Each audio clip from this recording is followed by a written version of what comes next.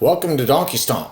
Well, the right might get exactly what they've been asking for a while, and that is the elimination of the Department of Education. For some reason, this department's been in their crosshairs for years. You can go back to the 2016 Republican primary, and all 20 Republican candidates talked about how they would eliminate the department. I don't know when being dumb became so in vogue. And why couldn't it have happened sooner? Because my childhood would have been so much easier. All jokes aside, we need to invest in our kids. We need to invest in the future. Countries around the world, all East Asia, Europe, they invest heavily in the sciences. Being an engineer in Germany is a sense of pride, but here in the U.S., we don't want to send our kids to college. They might come back woke. We got to keep them dumb. Keep them real dumb. Because they might be woke. So then what happens when you don't invest in the kids, you don't invest in the sciences, then you have even someone like old Elon Musk, someone who supposedly is anti-immigration. He's all for the H-1B1 visa program. We can't fill these roles with talent here in the U.S. We need to bring them in from other countries and pay them indentured servitude salaries.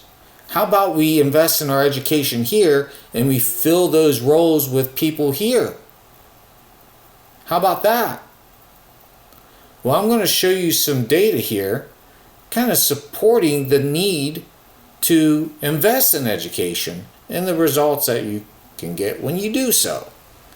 So this map that I'm showing here, this is from the department or the educationdata.org. This is as of 2025. So this is the average spending per child from K through 12. The median for the U.S. is 16,400-ish. So 25 states spend more, 25 states spend less than that. The top 10 states spend on average about 24,500. The bottom 10 spend 11,600. So what does spending that extra money on education get you to be in the top 10 versus saving the money, not spending it, and being in the bottom 10?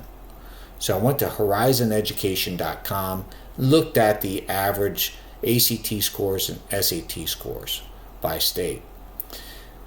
Now, I only counted the test score for a particular state that had the highest percentage of students taking that test. So for example, in Alabama, they're required to take the ACT score, but some of those students, 1%, took the SAT. So that 1% scored very well because they're the brightest students in Alabama taking that score, that test. It kind of skews the numbers that way. And same on the other side. So in California, a lot of the students, they have to take the SAT, but on the ACT they scored exceptionally high because it's the top students taking the ACT. So I removed the ACT for California and the SAT for Alabama and so forth. Looking at this chart here, this is the average SAT score for those states that I had listed. The red line is the median line, so you definitely want to be above the red line. The states listed in light blue, those are the states that have the top 10 average education spending per child. The ones listed in light orange are the bottom 10. So as we can see here, what's interesting to me is all 10 of the top 10 states with average spending per child are on the SAT side. And 7 of the 10 are above that median line. You can see here that two of the only two states in the bottom 10 in spending per child are below the red line. And Florida's at the worst of all of them on this chart that are highlighted. Now we go to the ACT side. As I mentioned, all 10 of the top 10 are on the SAT side. So we have 8 states here that are on the bottom 10 of average spending. And look, only one state is above the median line. One state above the median line. Utah's doing a pretty darn good job. But 9 out of the 10 states with the bottom 10 in average education spending are below the median. 9 out of 10. 7 out of 10 for the highest average education spending are above the median. So, I mean, it's no shock that you get what you pay for. 7 out of the top 10 average education spending states are above the median. 9 of the bottom 10 are below the median. I mean, I don't need to have a thorough study to find that out. I could have just guessed, and which I did, and hey, I was kind of right. So what's going to happen when the right gets rid of the Department of Education? Do you know that the average federal funds that states receive per kid ranges between $2,500 to $3,000? Some it's a little bit over $3,000, but it's about $2,500 to $3,000. Do you think a state like Oklahoma is going to replace that money lost when the Department of Education is eliminated? They're getting, I think, $2,900 per student. Do you think they're going to replace that? No, they're not. Do you think Idaho's going to replace it? How about Tennessee, Arkansas, any of these states in the bottom 10? No, they're not. They're going to lay off teachers, they're going to cut programs, and their education experience and opportunity, that's what it comes down to. Opportunity for their students is not going to be there.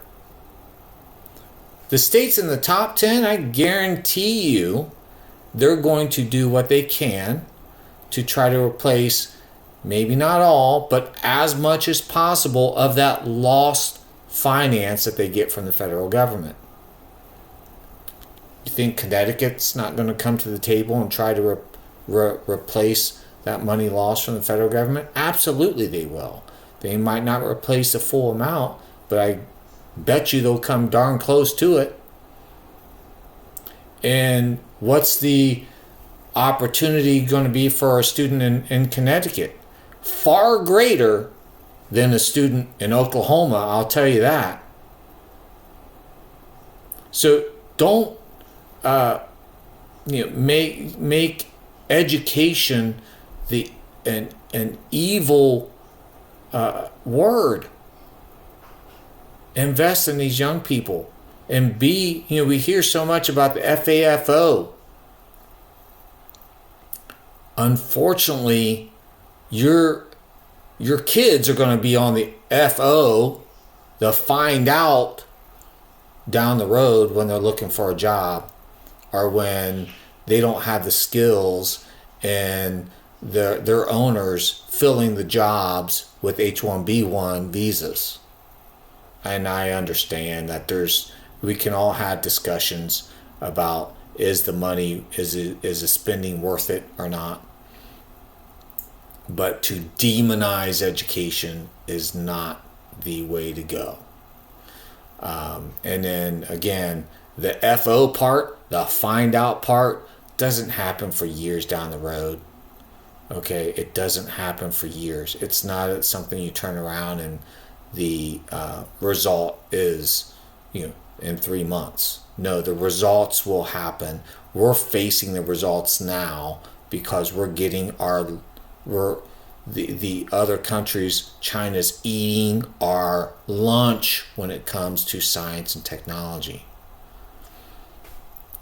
Well, please subscribe, leave a comment, and everyone out there watching, don't be afraid to lead the pace. Keep stomping.